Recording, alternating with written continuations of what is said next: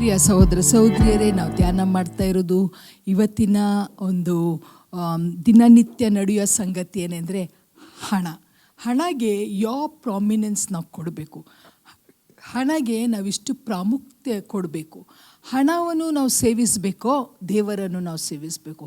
ಹಣ ನಮಗೆ ಇಷ್ಟು ಮಟ್ಟಿಗೆ ನಾವು ಅದರ ಬಗ್ಗೆ ನಾವು ಲೋಕದ ಜನರು ಹೇಗೆ ಅದನ್ನು ಇಷ್ಟು ಒಂದು ಪ್ರೆಷಸ್ ಆಗಿ ನೋಡ್ತಾರೋ, ನಾವೇ ದುಡಿಬೇಕು, ನಾವೇ ಮಾಡಬೇಕು ಅಂತ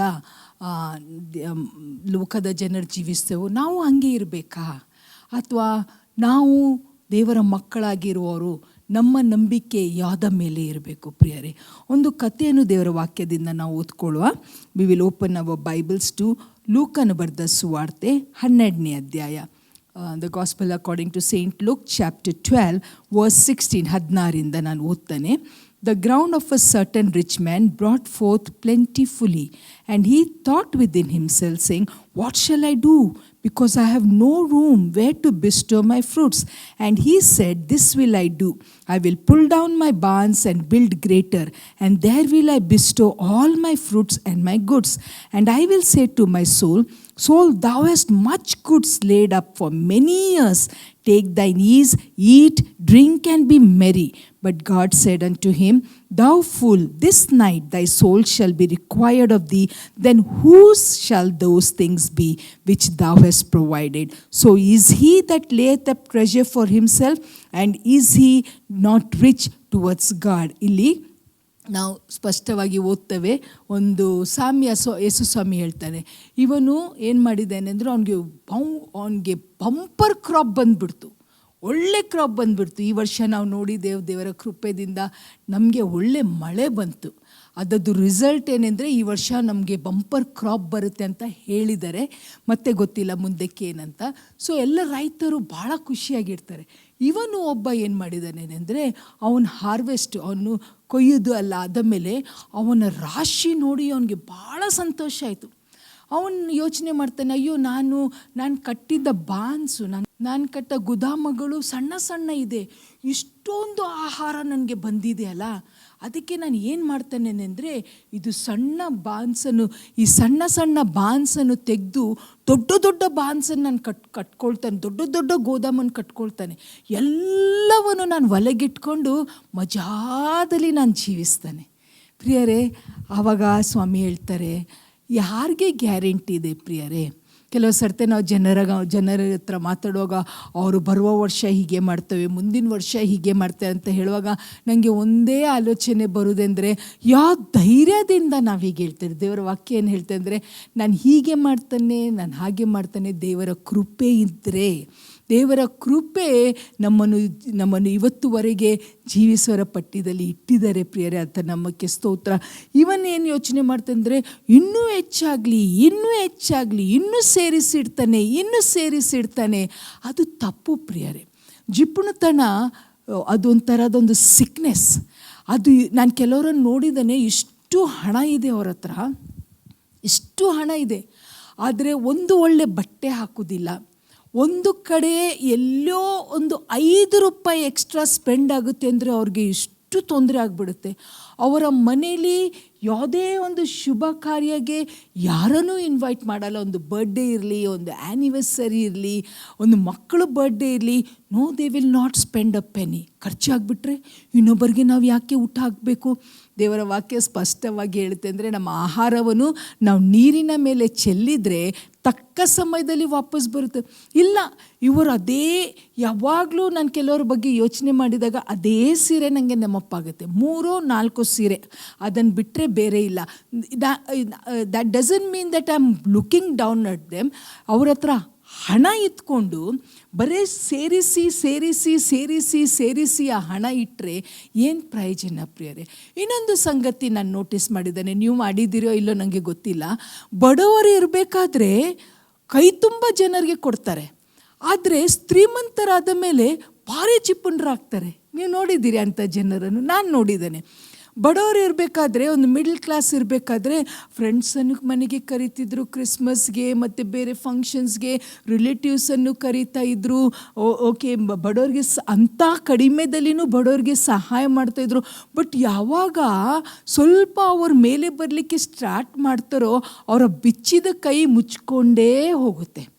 ಆದರೆ ಇಲ್ಲಿ ನಾವು ನೋಡ್ತೇವೆ, ಸ್ವಾಮಿ ಹೇಳ್ತಾರೆ ಅಂದರೆ, ನೀನು ದೊಡ್ಡ ಬಾನ್ ಕಟ್ಟಿ ಏನು ಪ್ರಯೋಜನ? ನೀನು ಜಿಪುಣತನ ಮಾಡಿ ಮಾಡಿ ಮಾಡಿ ಎಷ್ಟೋ ಕಡೆಯಲ್ಲಿ ನಾನು ಓದಿದ್ದೇನೆಂದರೆ, ಈ ರಸ್ತೆಯಲ್ಲಿ ಭಿಕ್ಷೆ ಬೇಡ್ತಾರಲ್ಲ ಅವರು ಇಷ್ಟು ಒಂದು ಜೀವನ ಜೀವಿಸ್ತಾರೆ ಅಂದರೆ, ಬಸ್ ಸ್ಟ್ಯಾಂಡಲ್ಲಿ ಮಲಗ್ತಾರೆ, ರೈಲ್ವೆ ಸ್ಟೇಷನಲ್ಲಿ ಮಲಗ್ತಾರೆ. ಆದರೆ ಅವ್ರು ಸತ್ತಾಗ ಪೊಲೀಸ್ನವ್ರು ಯಾವಾಗ ಅವ್ರು ಎಲ್ಲಿ ಇದ್ದರು ಅಂತ ಹುಡುಕಿ ತೆಗೆದ್ರೆ ಲಕ್ಷಾಂತರ ರೂಪಾಯಿ. ಒಬ್ಬಳು ನ್ಯೂಯಾರ್ಕ್ ಸಿಟಿದಲ್ಲಿ ಅವಳು ಭಿಕ್ಷೆ ರೈಲ್ವೆ ಸ್ಟೇಷನ್ನಲ್ಲಿ ಸಬ್ವೇದಲ್ಲಿ ಭಿಕ್ಷೆ ಬೇಡ್ತಾ ಇದ್ಲು. ಅವಳು ಸತ್ತಾಗ ಅವಳ ಮನೆಗೆ ಹೋದಾಗ ಅವಳ ಹಾಸಿಗೆದಲ್ಲಿ more than $1 million ಕ್ಯಾಶ್ ಇತ್ತು. ಆ ಹಣ ನೀವು ಖರ್ಚು ಮಾಡದೇ ಇದ್ದರೆ ಯಾರಿಗೆ ಹೋಯಿತು? ಯಾರೋ ತಗೊಂಡು ಬಿಟ್ಟರು, ಗೌರ್ಮೆಂಟಿಗೆ ಆ ಹಣ ಹೋಯಿತು. ಜಿಪುಣತನ ನಮಗೆ ಏನನ್ನು ಕಲಿಸ್ತದೆ ಅಂದರೆ, ನಾನೇ ಈ ಹಣ ನೀಡಬೇಕು, ಈ ಹಣ ನನಗೆ ನಾಳೆಗೆ ಯೂಸ್ ಆಗುತ್ತೆ, ಈ ಹಣ ನನಗೆ ನಾಳೆಗೆ ಯೂಸ್ ಆಗುತ್ತೆ, ಈ ಹಣ ನನಗೆ ನಾಳೆ ಬರೋದೇ ಇಲ್ಲ ಪ್ರಿಯರೇ, ನಾಳೆ ಬರೋದೇ ಇಲ್ಲ. ಇವತ್ತು ರಾತ್ರಿನೇ ನನ್ನ ಪ್ರಾಣ ಹೋದರೆ ಅದದು ಏನು ಪ್ರಯೋಜನ? ಇನ್ನೊಬ್ಬ ನಮಗೆ ಎಲ್ಲರಿಗೆ ದೇವರ ವಾಕ್ಯ ಪ್ರಕಾರ ಗೊತ್ತಿದ್ದ ಹಾಗೆ ಲೂಕನ ಬರೆದ ಸುವಾರ್ತೆ ಅದು 18ನೇ ಅಧ್ಯಾಯ 18ನೇ ವಚನಕ್ಕೆ ನಾವು ನಮ್ಮ ಬೈಬಲ್ಗಳನ್ನು ತೆರೆಯುವ. Luke chapter 18 verse 18 onwards. And a certain ruler asked him, saying, Good master, what shall I do to inherit eternal life? And Jesus said unto him, Why callest thou me good? None is good save one, that is God. Thou knowest the commandment, do not commit adultery, do not kill, do not steal, do not bear false witness, honor thy father and thy mother. And he said, All this have I kept from my youth up. Now when Jesus heard these things, he said unto him, Yet lackest thou one thing. Sell all that thou had, and distribute unto the poor, and thou shalt have treasure in heaven, and come follow me. ಆವಾಗ ಅವನೇನು ಮಾಡಿದ? And when he heard this, he was very sorrowful, for he was very rich. ಇವನು ಐಶ್ವರ್ಯವಂತವನು, ಯವನಸ್ಥನ ಐಶ್ವರ್ಯವಂತನ ಬಗ್ಗೆ ನಾವು ಕೇಳ್ತೇವಲ್ಲ. ನಾವು ಕೆಲವು ಕಥೆಗಳನ್ನು ಬೈಬಲಲ್ಲಿ ಓದುವಾಗ ವಿ ಜಡ್ಜ್ ದೆಮ್. ನೀವು ಮಾಡಿದ್ದೀರೆಲ್ಲೋ ಗೊತ್ತಿಲ್ಲ, but I use to do that. Immediately ಇವನೆಂಥ ಮನುಷ್ಯ ಇವನಿಗೆ ಅಷ್ಟು ಬುದ್ಧಿ ಬರಬಾರ್ದ? ಯೇಸು ಸ್ವಾಮಿ ಅವನಿಗೆ ನಿತ್ಯ ಜೀವ ಕೊಡ್ತಾ ಇದ್ದಾರೆ, ಇವನ್ ಹಣವಸ್ಕರ ಹೋದ. But when I stand in his shoes, ಅವನ ಸ್ಥಾನದಲ್ಲಿ ನಾನು ನಿಲ್ತಾಗ ನನ್ನ ರಿಯಾಕ್ಷನ್ ಏನಿರ್ತಿತ್ತು? When I started thinking on those things and when I started checking my own life, that made me change. ಆವಾಗ ನನ್ನಲ್ಲಿ ಬದಲಾವಣೆ ಆಯಿತು. ನಾನು ಶ್ರೀಮಂತ ಯವನಸ್ಥ ಸ್ಥಾನದಲ್ಲಿ ಇದ್ಕೊಂಡು ಯೇಸು ಸ್ವಾಮಿ ಬಳಿಗೆ ಬಂದು, ಯೇಸು ಸ್ವಾಮಿ ನಿತ್ಯ ಜೀವನ ನನಗೆ ಪಡ್ಕೊಳ್ಬೇಕು, ನಾನು ಏನು ಮಾಡಲಿ? ಆವಾಗ ಸ್ವಾಮಿ ಹೇಳಿದರು, 10 ಆಜ್ಞೆಗಳನ್ನು ನೀನು ಇಡಬೇಕು. ಅಯ್ಯೋ, ಅದು ಅಂತೂ ನಾನು ಸಣ್ಣ ಪ್ರಾಯದಿಂದ ಇಡ್ತಾನೆ. ಪ್ರಿಯರೇ, ನಮ್ಮ ದೃಷ್ಟಿಯಲ್ಲಿ ನಾವು ಚರ್ಚ್ಗೆ ಹೋಗ್ತೇವೆ, ನಾವು ಯೂತ್ ಫೆಲೋಶಿಪ್ಪಲ್ಲಿದ್ದೇವೆ, ನಾವು ವುಮೆನ್ಸ್ ಫೆಲೋಶಿಪ್ಪಲ್ಲಿದ್ದೇವೆ, ನಾವು ಸಂಡೇ ಸ್ಕೂಲ್ ಟೀಚರ್ ಆಗಿದ್ದೇವೆ, ನಾವು ಕಮಿಟಿ ಮೆಂಬರ್ ಆಗಿದ್ದೇವೆ, ಮಿನಿಸ್ಟ್ರಿದಲ್ಲಿ ನಾವು ತುಂಬ ಆ್ಯಕ್ಟಿವ್ ಆಗಿದ್ದೇವೆ. ನಮಗೆ ಪಾಸ್ಟ್ರು ಕರೆದ ತಕ್ಷಣ ನಾವು ಹೋಗ್ತೇವೆ. We are always there. ಯಾರ ಮನೇಲಿ ಸಾವಾದರೂ ನಾವು ಅಲ್ಲಿ ಹೋಗಿ ಹೆಲ್ಪ್ ಮಾಡ್ತೇವೆ. ಯಾವ ಮನೇಲಿ ಏನು ಕೆಲಸ ಇದ್ದರೂ ನಾವು ಮಾಡಿದ್ವಿ. We are there every way. But there is a loop holiness. ನಮ್ಮ ಒಳಗೆ ಒಂದು ಲೂಪ್ ಹೋಲ್ ಇರಬಹುದು. ಏನೆಂದರೆ, what about my money, what about my money? Even ಅದೇ ಪ್ರಶ್ನೆ ನಾನು ನನಗೆ ಹಾಕಿದೆ. I am in the ministry, I am preaching the word of God, I am counselling people, I am an active member, I am doing everything. But what about my ಮನಿ?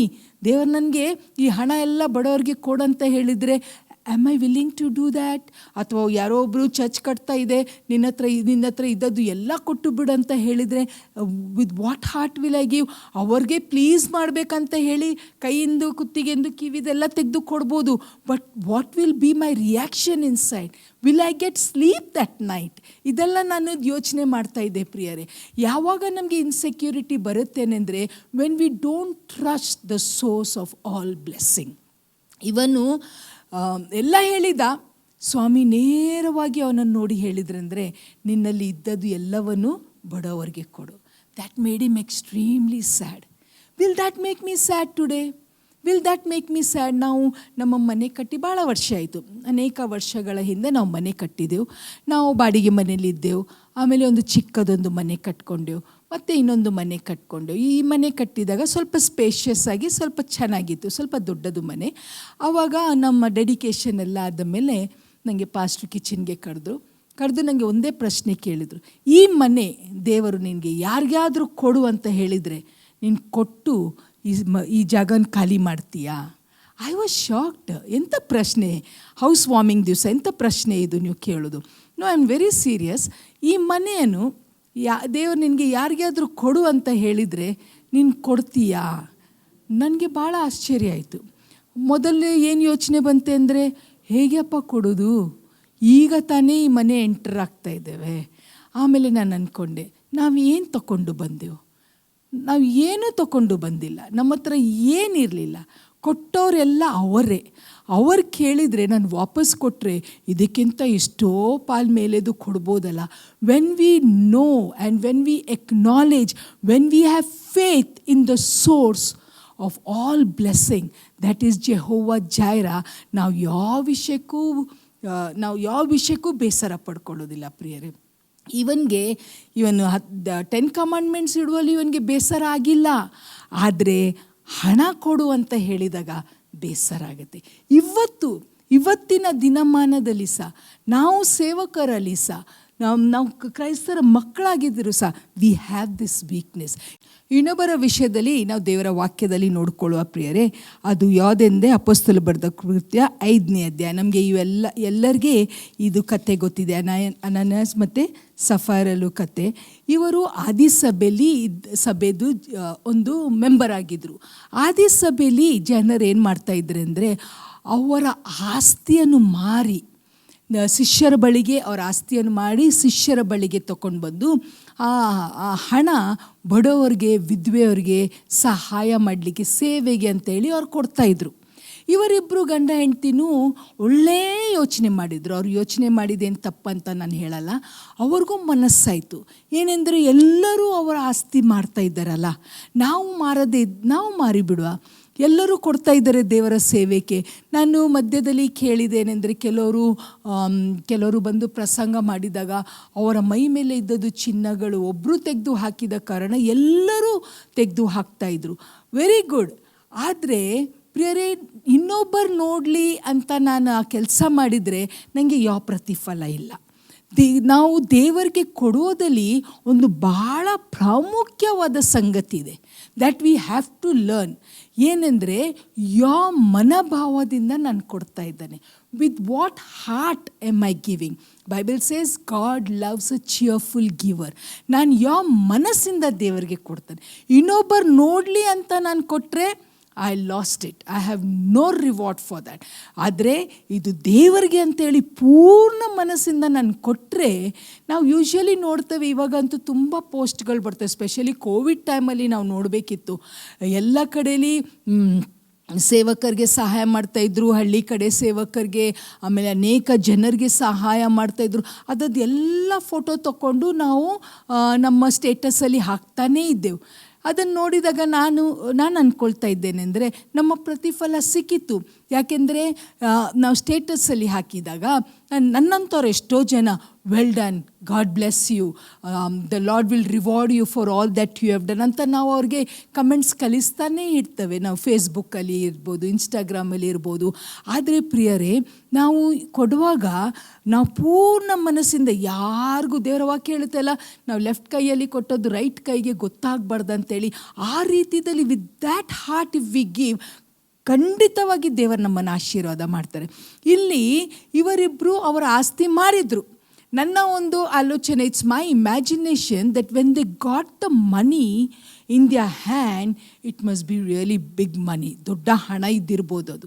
ಅದು ಕೈಯಲ್ಲಿ ಆ ಹಣ ಬಂದಾಗ ಅವ್ರಿಗೆ ಎಲ್ಲೋ ಒಂದು ಟೆಂಪ್ಟೇಷನ್ ಆಯಿತು. What was they tempted?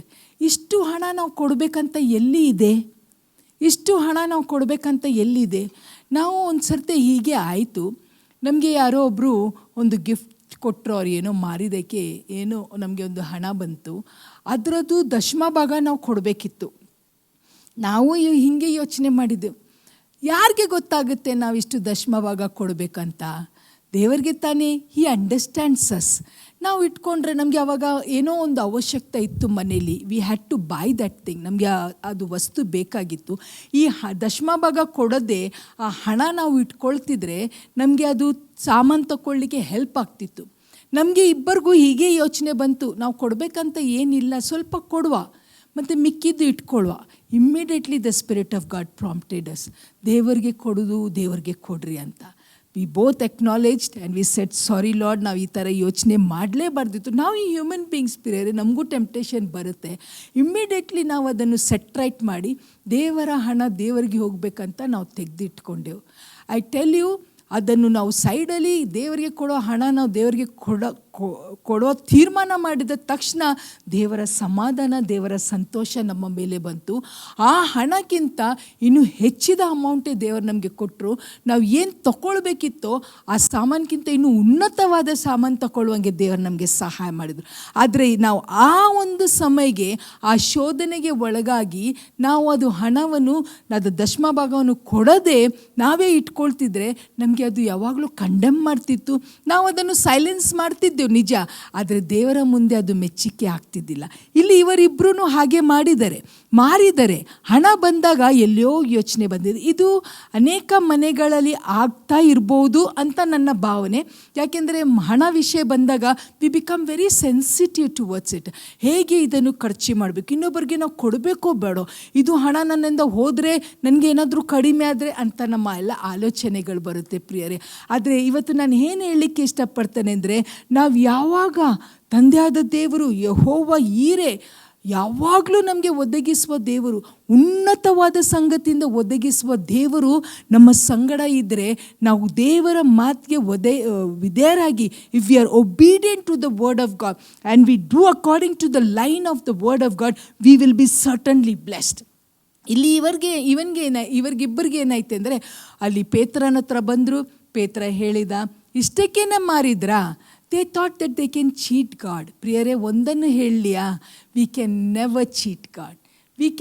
ಯಾಕೆಂದರೆ ದೂರದಿಂದನೇ ನಮ್ಮ ಆಲೋಚನೆಯನ್ನು ಬಲ್ಲಂಥ ದೇವರು. ನಮ್ಮ ಮನಸ್ಸಲ್ಲಿ ಬರುವ ಆಲೋಚನೆಗಳು ಎಲ್ಲ ನಮ್ಮ ದೇವರಿಗೆ ಗೊತ್ತಿದೆ. ಅವರಿಂದ ನಾವು ಏನು ಕದ್ದು ಮುಚ್ಚಿ ಇಡ್ಬೋದು. When it comes for money, ಇಷ್ಟೋ ಸರ್ತೆ ನಾನು ನೋಡ್ತಾನೆ, ಈ ಗಂಡ ಹೆಂಡತಿ ಮಧ್ಯದಲ್ಲಿ ನಂಗೆ ಬಂದು ಹೇಳ್ತಾರೆ ಕೆಲವರು, ಸಿಸ್ಟರ್ ನಮ್ಮ ಮಿಸ್ಸಸ್ಸು ನಮಗೆ ದಶಮ ಭಾಗ ಕೊಡಲಿಕ್ಕೇ ಬಿಡೋದಿಲ್ಲ ಸಿಸ್ಟರ್, ಯಾಕೆ ಈ ತಿಂಗಳು ಅಂತ ಹೇಳ್ತಾರೆ. ಕೆಲವು ಸಿಸ್ಟರ್ಸ್ ಬಂದು ಹೇಳ್ತಾರೆ, ಇಲ್ಲ ನಮ್ಮ ಯಜಮಾನರು ಏನಕ್ಕೆ ಕೊಡಬೇಕು, 2 ತಿಂಗಳಿಗೆ ಒಮ್ಮೆ ಕೊಟ್ಟರೆ ಆಯಿತು, ಮನಸ್ಸಿಗೆ ಬಂದಾಗ ಕೊಟ್ಟರೆ ಆಯಿತು. ಇದು ನಮ್ಮ ಮನೇಲಿ ಯಾವಾಗಲೂ ನಡೀತದೆ. ಇದು ಅನೇಕ ಮನೇಲಿ ಆಗುವ ಒಂದು ಡಿಸ್ಕಷನ್. ಆದರೆ ವೆನ್ ವಿ ಟ್ರಸ್ಟ್ ಗಾಡ್, ನಾವು ದೇವರಿಗೆ ಕೊಡೋದು, ನಾವು ಜುಪ್ಪುಣತನ ಬಿಟ್ಟು when we give to God, God sees that and he blesses. ನಾವು ದೇವರಿಗೆ ಕೊಡುವಾಗ God will rejoice in that. When we both agree and we say, yes, this belongs to God and we want to give it to Him cheerfully, God will certainly bless us. ಪ್ರಿಯರೇ, ನಾವು ಮೊದಲನೇದಾಗಿ ನಾವು ನೋಡಿದ್ದೇವೆ ದೇವರ ವಾಕ್ಯದಲ್ಲಿ ಏನೆಂದರೆ, ನಮ್ಮ ಆಸ್ತಿ ಇದ್ದಲೇ ನಮ್ಮ ಮನಸ್ಸಿರುತ್ತೆ. ಅವನಿಗೆ ಸ್ವಾಮಿ ಕೇಳ್ತಾರೆ ಏನೆಂದರೆ, ಇವತ್ತು ರಾತ್ರಿನೇ ನಿನ್ನ ಪ್ರಾಣ ಹೋದರೆ ನೀನು ಇಷ್ಟೊಂದು ಶೇಖರಿಸಿ ಇಟ್ಟಿಯಲ್ಲಪ್ಪ, ಏನು ಪ್ರಯೋಜನ? ಶ್ರೀಮಂತ, the rich Young man, when Jesus said, sell all your property and come follow me, he went. He was very sad. He didn't want to do that. He was willing to keep all the commandments. But when it came to giving to God, he couldn't do that. ಅನನ್ಯಾಸ್ ಸಫರ ಬಗ್ಗೆ ನಾವು ನೋಡ್ತೇವೆ, ಮಾರಿದ್ದಾರೆ. ಇನ್ನು ಮಾರೋ ಮುಂಚೆನೇ ಏನಾದರೂ ಅವ್ರು decide ಮಾಡ್ತಾರೆ, ಮಾತು ಬೇರೆ. But they sold their property and they were not able to give away everything that they got. ಎಲ್ಲವನ್ನೂ ಅವ್ರಿಗೆ ಕೊಡಲಿಕ್ಕೆ ಮನಸ್ಸು ಬಂದಿಲ್ಲ. ಏನಾಯಿತು ಅವರ ಗತಿ ಪ್ರಿಯರೇ? This is the spirit of stinginess. ಇನ್ನೊಬ್ಬ ಹಣ ವಿಷಯದಲ್ಲಿ ಹೀಗೆ ಮಾಡಿಕೊಂಡ. ಮತ್ತಾಯನ ಬರೆದ ಸುವಾರ್ತೆ 26ನೇ ಅಧ್ಯಾಯ, the book according to Matthew chapter 26, 14 and 15 ಹಾಗೂ 15ನೇ ವಚನ ಹೀಗೆ ಹೇಳುತ್ತೆ. Then one of the 12, called Judas Iscariot, went unto the chief priest and said unto them, What will you give me? And I will deliver him unto you. And they covenanted with him for 30 pieces of silver. And from that time he sought opportunity to betray him. ಪ್ರಿಯರೇ, ಯಾವ ಮಟ್ಟಿಗೆ ಹಣದ ಆಸೆ ನಮ್ಮನ್ನು ತಗೊಂಡು ಹೋಗ್ತದೆ. To what extent the love of money takes us. Here is a wonderful example of that. Judas Iscariot ಯಾರಾಗಿದ್ದ? He was one among the 12. He was one among the 12. He was there when Jesus performed the miracle, the first miracle in the wedding at Cana. He was there when Jesus fed 5,000 people. He was there when Jesus healed the lame. He was there when Jesus healed the blind. He was there when he raised Lazarus from the dead. He was with Jesus all the time. ಇದರಿಂದ ನಾವು ಎಲ್ಲರೂ ದೇವರ ಮಕ್ಕಳು ಕಲಿಬೇಕಾದದೊಂದು ಬಹಳವಾದ ಒಂದು important ಸಂಗತಿ ಏನೆಂದರೆ, no matter how much I am seen with the Lord, I am seen in the ministry, but where is my heart today? ನನ್ನ ಮನಸ್ಸು ಎಲ್ಲಿದೆ? ನನ್ನ ಮನಸ್ಸೆಲ್ಲಿದೆ? ಇವಾಗಂತೂ ನಮ್ಮ ಮೊಬೈಲಲ್ಲಿನೇ ನಮಗೆ ಫುಲ್ ನಮ್ಮ ಪಾಸ್ಬುಕ್ ಬರುತ್ತೆ. ಕಂಟಿನ್ಯೂಸ್ಲಿ ಯೋನೋ ಚೆಕ್ ಮಾಡ್ತಾ ಇರ್ತವೆ. What is my balance, what is my balance, what is my balance, ನಾನು ಎಲ್ಲಿ ಖರ್ಚು ಮಾಡಿದ್ದೆ, ಯಾರಿಗೆ ಕೊಟ್ಟೆ. ಇಲ್ಲಿ ಜೂಡಸ್ ಇಸ್ಕರಿಯೋಟ್ ಪ್ರಿಯರೇ, ದೇವರ ಯೇಸು ಸ್ವಾಮಿ ಜೊತೆ ಇದ್ಕೊಂಡು ರೊಟ್ಟಿ ಮುರಿದಾಗ ಹಿ ವಾಸ್ ದೇರ್. ಯೇಸು ಸ್ವಾಮಿ ಅವನ ಪಾದನು ತೊಳೆಯುವಾಗ he was there. But where was his heart today? ಇವತ್ತು ನಾನು ಈ ವಾಕ್ಯವನ್ನು ಹೇಳುವಾಗ ನನ್ನನ್ನು ನಾನು ಪರೀಕ್ಷೆ ಮಾಡ್ಕೊಳ್ತಾನೆ. Is my heart on money? Am I ready to sell Jesus for 30 pieces of silver? ಅವನು ಹೋಗಿ ಕೇಳ್ತಾನೆ, ನಾನು ಸ್ವಾಮಿಯನ್ನು ಹಿಡಿದು ಕೊಡ್ತಾನೆ. What is the deal? What is the deal? ಇವತ್ತಿನ ಡೀಲ್ ಏನೆಂದರೆ, ದೇವರು ಲಾಸ್ಟ್. ಮೊದಲು ನನ್ನ ಬಿಸ್ನೆಸ್, ಮೊದಲು ನನ್ನ ಜಾಬು, ಮೊದಲು ಎಲ್ಲ ಸಂಗತಿ. ಒಂದು ₹5 ನನಗೆ ಎಲ್ಲಿಯೋ ಸಿಗ್ತದೆ ಅಂದರೆ I am ready to miss church, I am ready to tell lies, I am ready to do anything that is against the word of God. How can we be blessed? ನಾನು ಜಿಪುಣಾಗಿದ್ದೇನಾ? ಹಣದಾಸೆ ನನಗೆ ಅಷ್ಟಿದೆನಾ? ನಮ್ಮ ದೇವರು ನಮ್ಮನ್ನು ಆಶೀರ್ವಾದ ಮಾಡಲ್ಲವ ಪ್ರಿಯರೇ? ನಮ್ಮ ದೇವರು ಆಶೀರ್ವಾದ ಮಾಡಿದರೆ ಸ್ಥಳ ಹಿಡಿಯಲಾರಷ್ಟು ಆಶೀರ್ವಾದ ಮಾಡ್ತಾರೆ. I am the testimony for that. ನಾನೇ ಅದರ ಸಾಕ್ಷಿಯಾಗಿದ್ದೇನೆ. We can boldly say we are blessed of the lord. ಅವರನ್ನು ಅನುಭವಿಸಿ ನೋಡಿ. ಜಿಪುಣತನವನ್ನು ಬಿಟ್ಟು ಬೇಡ್ರಿ. Trust him.